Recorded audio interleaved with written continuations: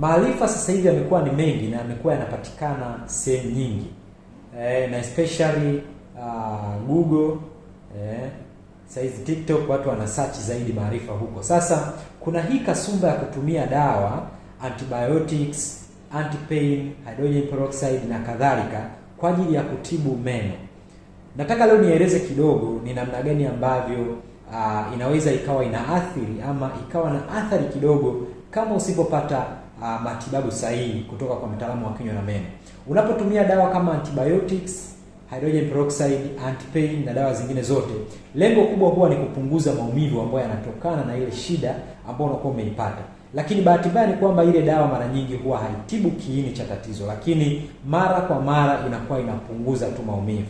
Sasa hiyo inaweza ikapelekea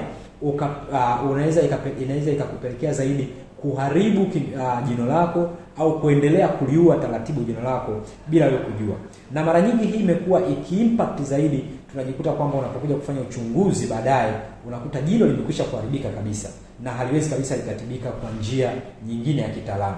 Kwa hiyo ushauri wangu kwako ambao unapenda kutumia dawa, si nzuri sana kutumia dawa hizi. Ni afadhali ukaja kliniki ukapata matibabu, halafu hizo dawa zikawa ni sehemu sasa ya matibabu.